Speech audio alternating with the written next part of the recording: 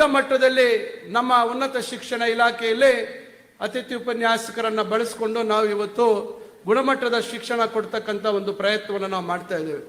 ಇವತ್ತು ನಾವು ದಿನಪತ್ರಿಕೆಯಲ್ಲಿ ನೋಡ್ತಾ ಇದ್ದೇವೆ, ಇನ್ನು ಇದುವರೆಗೂ ಅತಿಥಿ ಉಪನ್ಯಾಸಕರ ನೇಮಕ ಆಗಿಲ್ಲ ಉನ್ನತ ಶಿಕ್ಷಣ ಇಲಾಖೆಯಲ್ಲಿ, ಶೈಕ್ಷಣಿಕ ಒಂದು ಪ್ರಗತಿಗೆ ತೊಂದರೆ ಆಗ್ತದೆ ಅಂತಕ್ಕಂಥದ್ದನ್ನ ದಿನಪತ್ರಿಕೆಗಳಲ್ಲಿ ನಾವು ನೋಡ್ತಾ ಇದ್ದೇವೆ.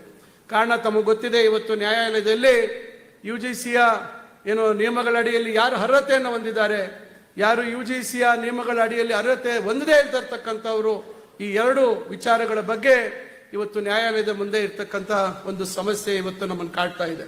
ನಾವು ಇದೇ ಅತಿಥಿ ಉಪನ್ಯಾಸಕರು ಸುಮಾರು 15-20 ವರ್ಷಗಳು ಅವರು ಅರ್ಹತೆ ಇಲ್ಲ ಅಂತ ಹೇಳಿ ಇವತ್ತು ಯಾರು ಹೇಳ್ತಾ ಇದ್ದೇವೆ, ಅವರನ್ನ ನಾವು ಬಳಸ್ಕೊಂಡು ಇವತ್ತು ಇದುವರೆಗೂ ನಾವು ನಮ್ಮ ಪ್ರಯಾಣವನ್ನು ನಾವು ಮಾಡಿದ್ದೇವೆ. ಈಗ ಕಾನೂನಿನ ಚೌಕಟ್ಟಿನಲ್ಲಿ ಕಾನೂನಿಗೆ ಗೌರವ ಕೊಡ್ತಕ್ಕಂಥದ್ದು ನಮ್ಮೆಲ್ಲರ ಕರ್ತವ್ಯ. ಆದರೆ ಮಾನವೀಯತೆಯ ನೆಲೆಗಟ್ಟನ್ನು ಕೂಡ ನಾವು ಒಂದು ಬಾರಿ ಯೋಚನೆ ಮಾಡಬೇಕಾಗುತ್ತೆ. ಇವೆಲ್ಲದರ ನಡುವೆ ಇವತ್ತು ನಾವು ಸಿಕ್ಕಾಕೊಂಡಿರ್ತಕ್ಕಂಥದ್ರು. ಈಗ ಬಹುಶಃ ನಿನ್ನೆ ಅಂತಿಮವಾಗಿ ವಾದ ವಿವಾದ ಆಗಿದೆ. ಬಹುಶಃ ಸೋಮವಾರ ಅಧಿಕೃತವಾಗಿ ಒಂದು ನ್ಯಾಯಾಲಯದಲ್ಲಿ ತೀರ್ಪು ಬರ್ತದೆ. ಆ ತೀರ್ಪಿನ ಅಡಿಯಲ್ಲಿ ನಾವು ತಕ್ಷಣ ಅತಿಥಿ ಉಪನ್ಯಾಸಕರ ನೇಮಕಾತಿ ಪ್ರಕ್ರಿಯೆಗಳನ್ನು ಪ್ರಾರಂಭ ಮಾಡ್ತಕ್ಕಂಥದ್ದಕ್ಕೆ ಸಜ್ಜಾಗಿದ್ದೇವೆ.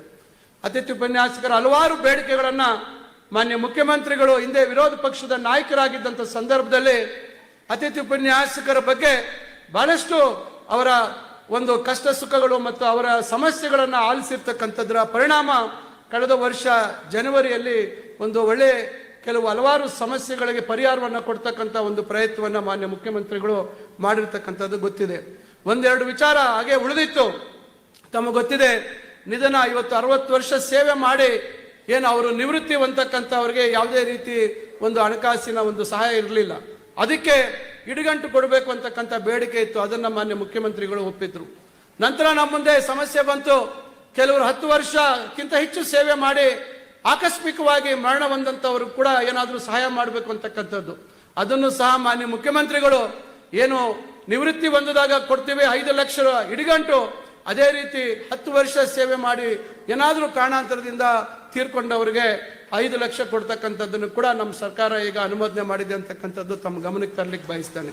ಈ ರೀತಿ ನಿರಂತರವಾಗಿ ಅತಿಥಿ ಉಪನ್ಯಾಸಕರ ಸಮಸ್ಯೆಗಳನ್ನು ಆಲಿಸ್ತಕ್ಕಂಥದ್ರ ಜೊತೆಗೆ ತಮಗೆ ಗೊತ್ತಿದೆ, ಕಳೆದ ವರ್ಷದ ಶಿಕ್ಷಕರ ದಿನಾಚರಣೆಯ ಅಂಗವಾಗಿ ನಾವು ಗೆಜೆಟ್ ನೋಟಿಫಿಕೇಶನ್ ಮಾಡಿದ್ವಿ.